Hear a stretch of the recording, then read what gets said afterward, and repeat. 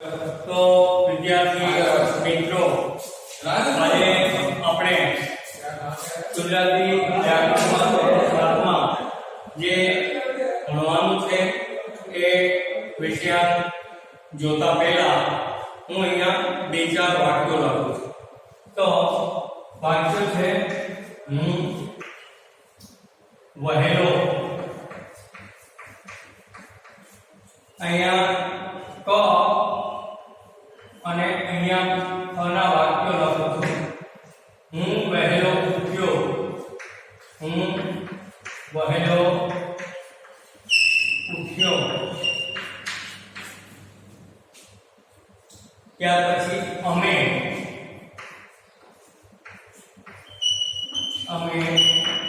અમે પ્રાર્થના કરી.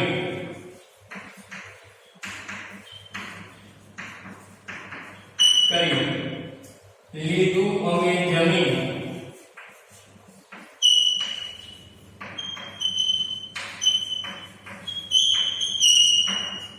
અમે જમી લીધું.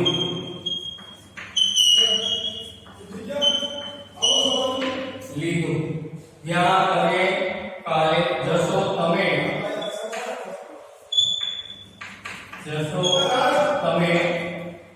કાલે ક્યાં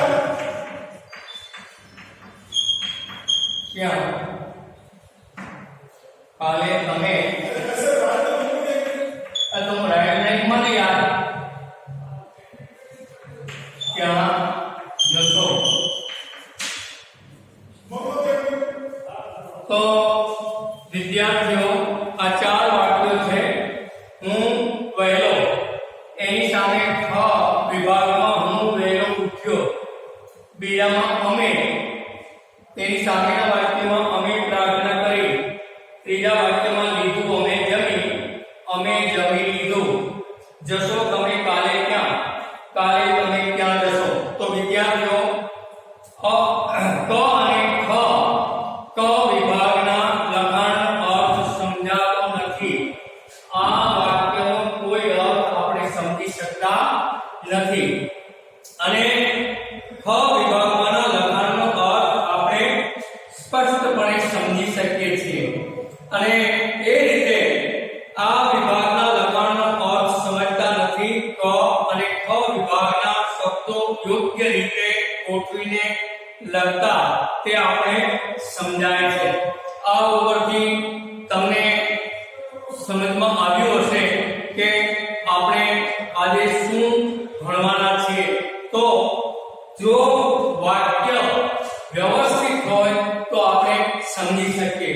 એટલે આપણે આજે વિષયમાં વાક્ય અને વાક્યના પ્રકારો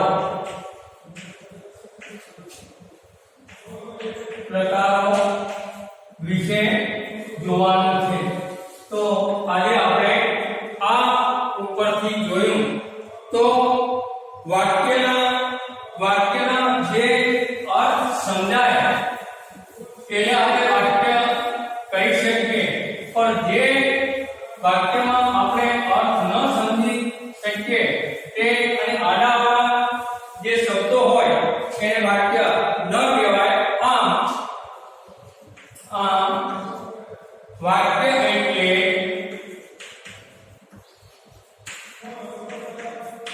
એટલે પૂરેપૂરો અર્થ કે વિચાર પ્રગટ કરતો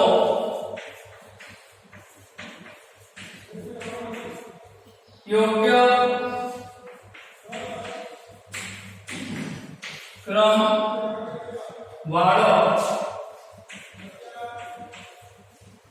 શબ્દ સમૂહ.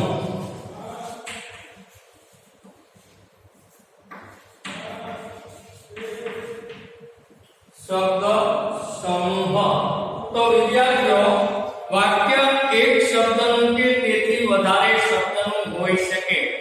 એટલે આ વાક્ય એક શબ્દનું કે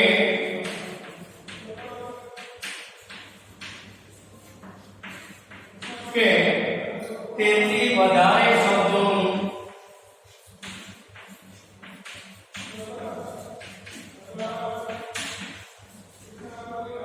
હોઈ શકે,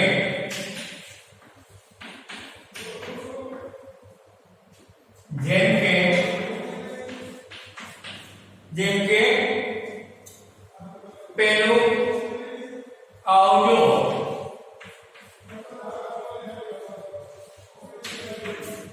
બીજું રમેશ હસ્યો.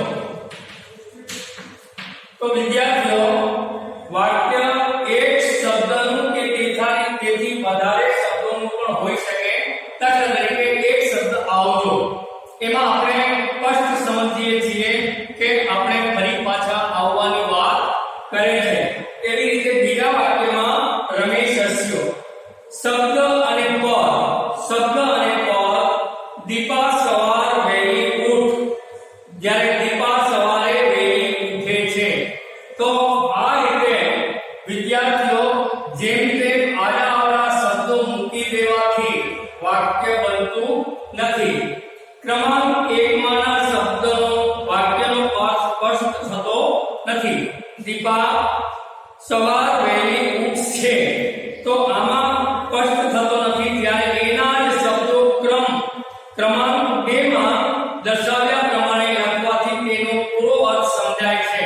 ક્રમાંક 2 માં આવેલા શબ્દો પદો છે. તો આ રીતે આપણે જેમ તેમ મૂકી દઈએ તો ચાલે ને. શબ્દ અને પદ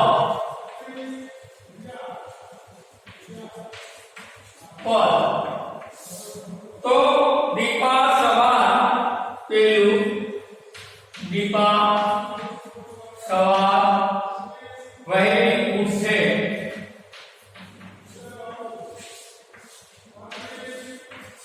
અને એનું જેવું બીજું વાક્ય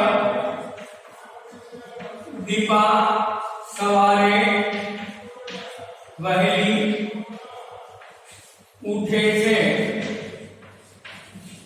તો આગળ વિદ્યાર્થીઓ લખો.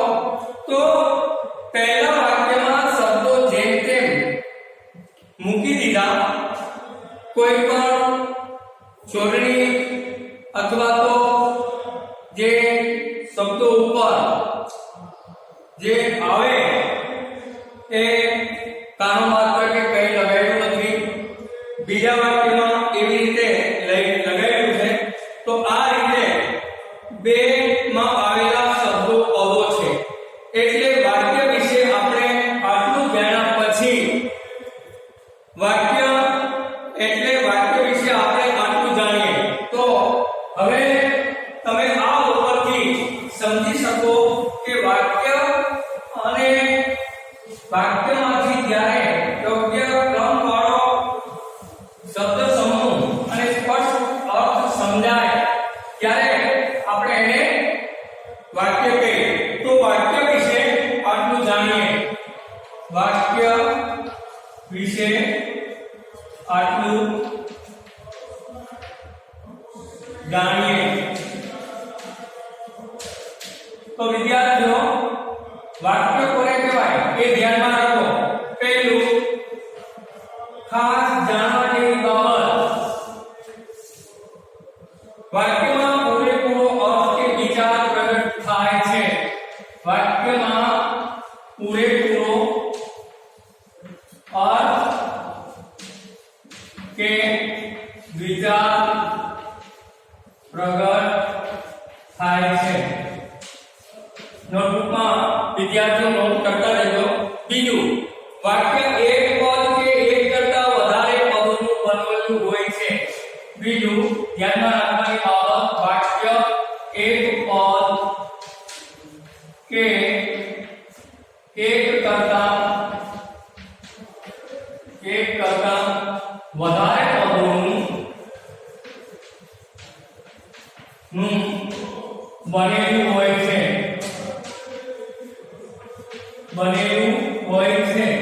તો આ બીજી બાબત વાક્યને ધ્યાનમાં રાખવા. ત્રીજું, વાક્ય યોગ્ય ક્રમવાળા પદોનો સમૂહ છે. વાક્ય યોગ્ય ક્રમવાળા પદોનો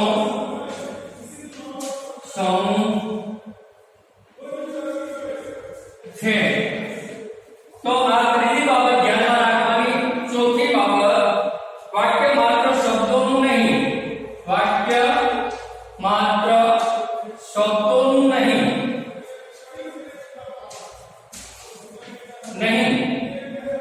પરંતુ એકબીજા સાથે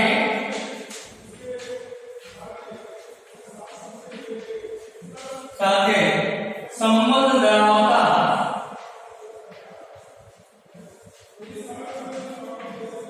એકબીજા સાથે સંબંધ ધરાવતા ચોથા વાક્યમાં ચોથી બાબતમાં એકબીજા સાથે સંબંધ ધરાવતા પદોનું બનેલું હોય છે.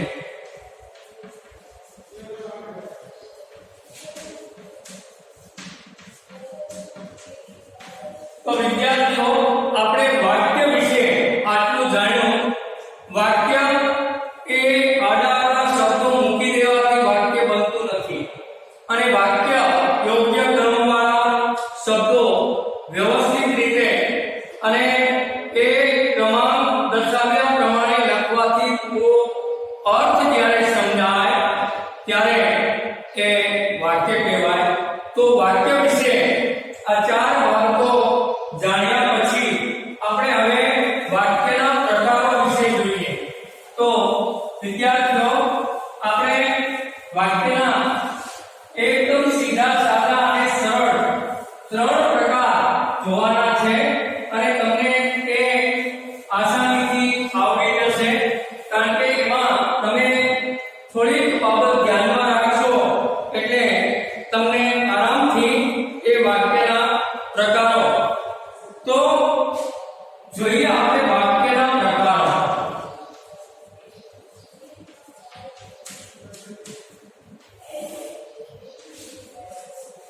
વાક્યના પ્રકારો. તો જે વાક્યમાં જ્યારે વાક્યના પ્રકારો જોતી વખતે જે વાક્યમાં તો વાક્યના પ્રકારો કુલ 3 છે. એમાં પહેલો પ્રકાર જોઈએ તો વિધાન વાક્ય અથવા સાદું વાક્ય પણ તેને કહેવામાં આવે છે. તો વિદ્યાર્થીઓ, એકદમ આસાનીથી આપણે આ સમજવાની જરૂર છે. જે વાક્યમાં હકીકતનું કેવળ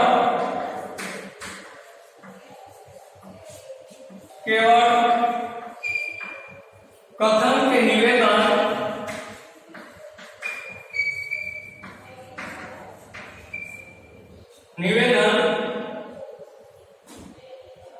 કરવામાં આવે છે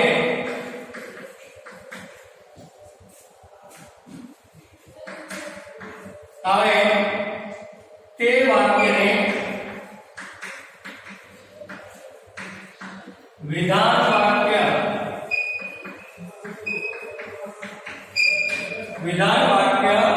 કહે છે. વિધાન વાક્યને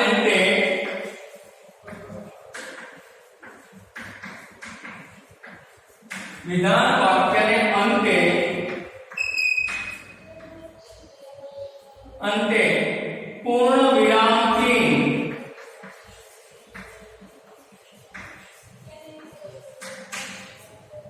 મૂકવામાં આવે છે.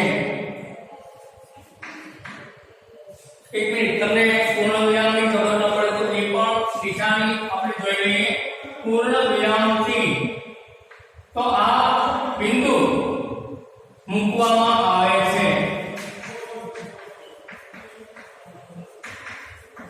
બસ વિદ્યાર્થીઓ, તમારે વિધાન વાક્ય છે એ સમજવા માટે વાક્યને અંતે પૂર્ણ વિરામ હોય તો કોઈને પણ પૂછ્યા વગર, કોઈનામાંથી પણ જોયા વગર તમારે પૂર્ણ વિરામ મૂકી દેવાનું.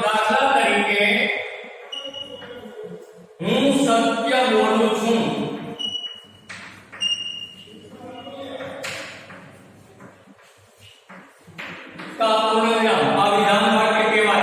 पहलुं वाक्य बीजुं वाक्य। હવે તો એક ભાષા જગુસાની રહી છે। હવે તો એક ભાષા જગુસાની રહી છે। આ બીજું વાક્ય। ઊભા રહો આ ત્રીજું વાક્ય।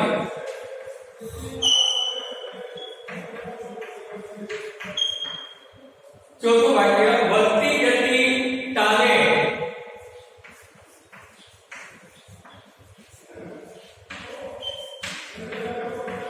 વધતી જતી તાલે અમને ખૂબ વ્યગ્ર બનાવી દીધા।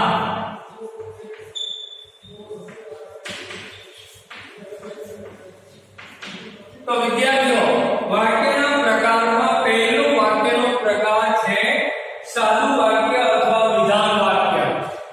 અને વિધાન વાક્યમાં તમારે યાદ રાખવાનું છે જે વાક્યમાં હકીકતનું કેવળ કથન કે નિવેદન કરવામાં આવે તે વાક્યને વિધાન વાક્ય કહે છે। વિધાન વાક્યને અંતે પૂર્ણ વિરામ ચિહ્ન મૂકવામાં આવે છે। આ પહેલો પ્રકાર। કશું જ સમજમાં ન આવે તો વાક્યને અંતે પૂર્ણ વિરામ હોય તો એ વિધાન વાક્ય કહેવાય। તો આ વિધાન વાક્ય। ત્યાર પછી આપણે એના ઉદાહરણો જોયા અને એ ઉદાહરણો ઉપરથી તમને આસાનીથી સમજમાં આવી ગયું હશે। ત્યાર પછી બીજો વાક્યનો પ્રકાર જોઈએ તો પ્રશ્ન વાક્ય। પ્રશ્ન વાક્ય બીજો પ્રકાર। જે વાક્યમાં કોઈ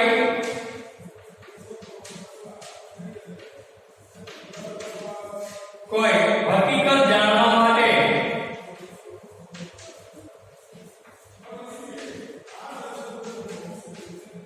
માટે પ્રશ્ન પૂછવામાં આવે છે।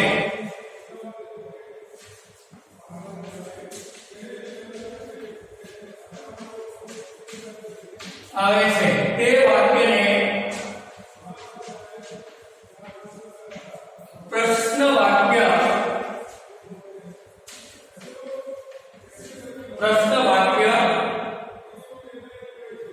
કહે છે। પ્રશ્ન વાક્યને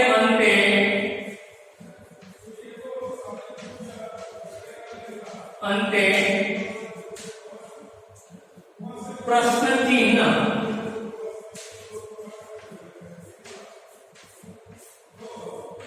મૂકવામાં આવે છે।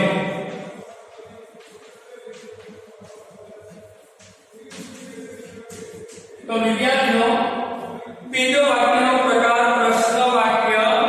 અને પ્રશ્ન વાક્યમાં જે વાક્યમાં કોઈ હકીકત જાણવા માટે પ્રશ્ન પૂછવામાં આવે તે વાક્યને પ્રશ્ન વાક્ય કહે છે। પ્રશ્ન વાક્યને અંતે પહેલા સાદું વાક્ય અને વિધાન વાક્યને અંતે શું મૂકવામાં આવતું? નીરવ પાઠ તો પૂર્ણ વિરામ મૂકવામાં આવતું। બીજા વાક્યમાં પ્રશ્ન ચિહ્ન મૂકવામાં આવે। દાખલા તરીકે ઉદાહરણ જોઈએ। દાખલા તરીકે પાઠ પાકો કરી લાવ્યા છો ને? પાઠ પાકો કરી લાવ્યા છો ને? આ રીતે પ્રશ્ન ચિહ્ન। તમે ગીતા વાંચી છે? બીજું વાક્ય તમે ગીતા વાંચી છે? ત્રીજું વાક્ય અહીં શું જોવાનું છે?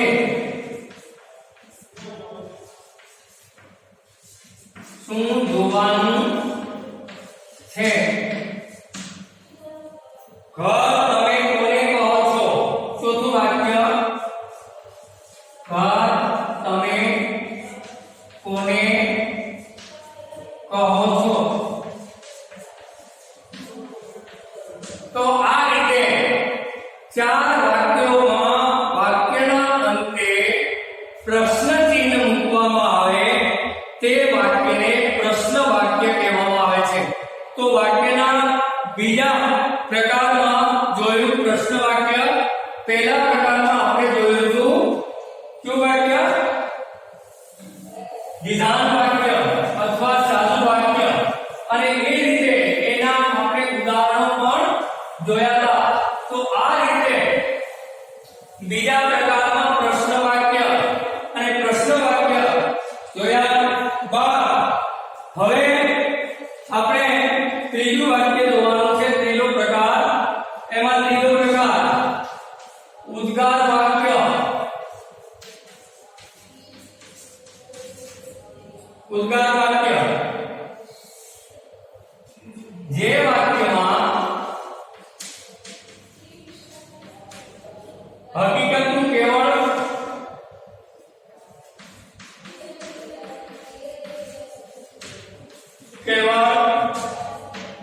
કથન નથી કે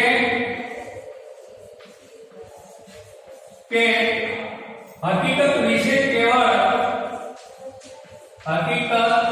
વિશે કેવળ પ્રશ્ન પૂછવામાં આવતો નથી. પ્રશ્ન પૂછવામાં આવતો નથી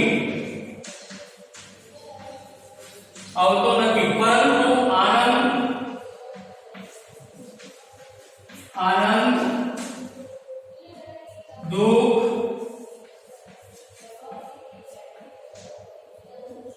આદર આશ્ચર્ય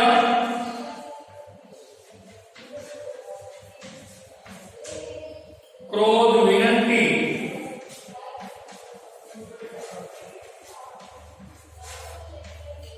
વિનંતી વગેરે જેવી લાગણી દર્શાવવામાં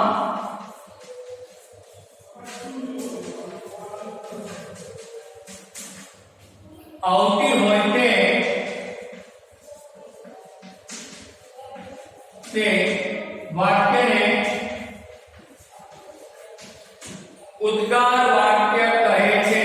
એ વાક્યને ઉદ્ગાર વાક્ય કહેવામાં આવે છે. તો એ રીતે વિદ્યાર્થીઓ ત્રીજા વાક્યના પ્રકારમાં માત્ર હકીકત વિશે કે પ્રશ્નો પૂછવામાં ન આવતા ક્રોધ, દુઃખ, સુખ, વિનંતી, આશ્ચર્ય, આજ્ઞા, ક્રોધ વગેરે જેવી લાગણીઓ દર્શાવવામાં આવતી હોય તે વાક્યને ઉદ્ગાર વાક્ય કહે છે. તો આ રીતે વાક્યના ત્રણ પ્રકારો ઉદ્ગાર વાક્ય કહે છે. ઉદ્ગાર વાક્યને અંતે ઉદ્ગાર ચિહ્ન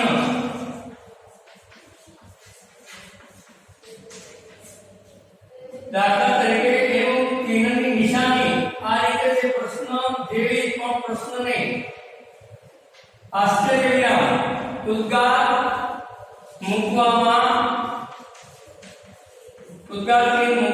આવે છે.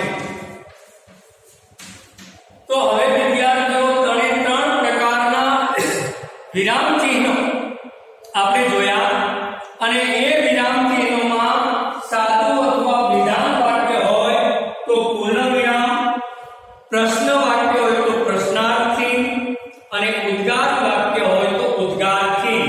હવે આપણે એના ઉદાહરણો જોઈએ. દાખલા તરીકે પહેલું, સાવ કોઠિયા જેવો લાગે છે. સાવ કોઠિયા જેવો લાગે છે. બીજું વાક્ય, ગુજરાતમાં આજે 3 વર્ષથી કારનો દુકાળ ચાલે છે. ગુજરાતમાં આજે 3 વર્ષ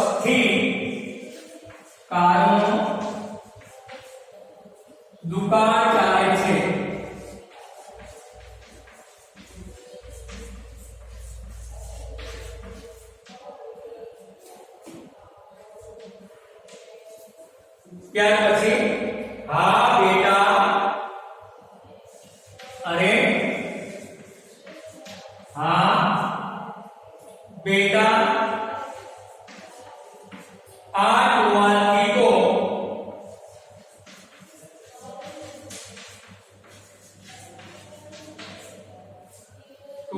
તો તારું મેલું થશે.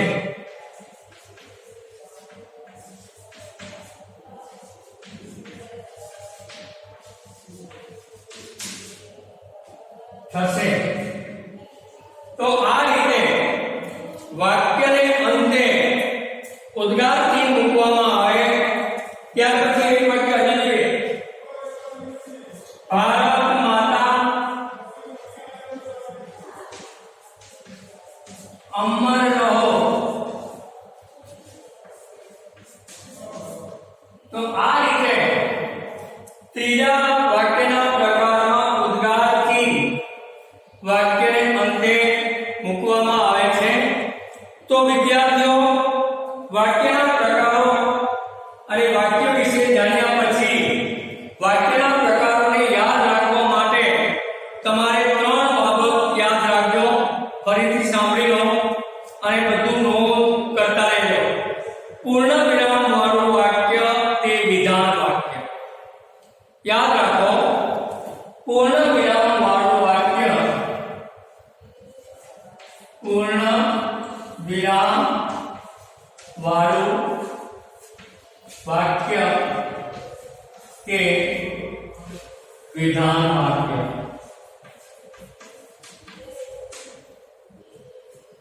આટલું યાદ રાખો. આટલું યાદ રાખવાની જરૂર છે વિદ્યાર્થીઓ તમારે. પૂર્ણ વિરામ વાળું વાક્ય હોય તે વિધાન વાક્ય. પ્રશ્નાર્થ ચિહ્ન વાળું વાક્ય પ્રશ્નાર્થ ચિહ્ન વાળું વાક્ય તે પ્રશ્ન વાક્ય. ત્યારબાદ ઉદ્ગાર ચિહ્ન વાળું ઉદ્ગાર ચિહ્ન વાળું વાક્ય તે ઉદ્ગાર વાક્ય. તો વિદ્યાર્થીઓ આટલું યાદ રાખો.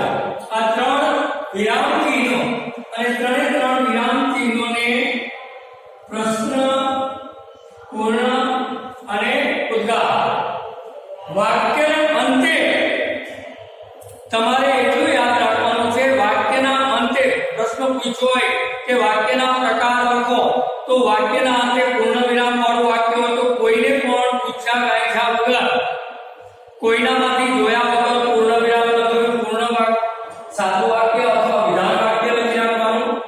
પ્રશ્નાર્થ ચિહ્ન વાળું વાક્ય હોય તો પ્રશ્ન વાક્ય લખવાનું અને ઉદ્ગાર ચિહ્ન વાળું વાક્ય હોય તો ઉદ્ગાર વાક્ય લખવાનું. તો વિદ્યાર્થીઓ આ થયા વાક્યના 3 પ્રકાર. અને 3 પ્રકાર એકદમ સરળ અને એકદમ આસાનીથી આવડી જાય એવા છે. આ ખરેખર વ્યાકરણનો એકદમ સામાન્ય સાદો, સરળ અને સામાન્ય ટોપિક છે. અને કોઈના પણ પરીક્ષામાં આ પ્રશ્નને ધ્યાનમાં લઈને માર્ક્સ ન કપાવવા જોઈએ. તો થોડુંક માત્ર યાદ રાખો. પૂર્ણ વિરામ હોય તો વિધાન વાક્ય, પ્રશ્નાર્થ ચિહ્ન હોય તો પ્રશ્ન વાક્ય અને ઉદ્ગાર ચિહ્ન વાળું હોય તો ઉદ્ગાર વાક્ય. તો વિદ્યાર્થીઓ ગઈકાલનું હોમવર્ક લખીને લાવ્યા હશો. તમારી નોટબુક કાઢીને તૈયાર રાખો. હમણાં જોઈ લો. અને આવતા પીરિયડની અંદર તમારે તમારું ગૃહ કાર્ય લખવાનું છે. ગૃહ કાર્યમાં 3 વાક્યોના પ્રકારના 5 વાક્યો 3 વિરામ ચિહ્નો મૂકી અને ગૃહ કાર્યમાં લખી લાવવાના છે. આજના આ પીરિયડમાં તમે શાંતિ જાળવી એ બદલ ખૂબ ધન્યવાદ. જય હિન્દ, જય ભારત. ફરી પાછું યાદ કરાવી દો. કાલે તમારે હોમવર્કમાં 3 વાક્યના પ્રકારના 5 ઉદાહરણો એટલે કુલ 15 વાક્યો લખી અને લાવવા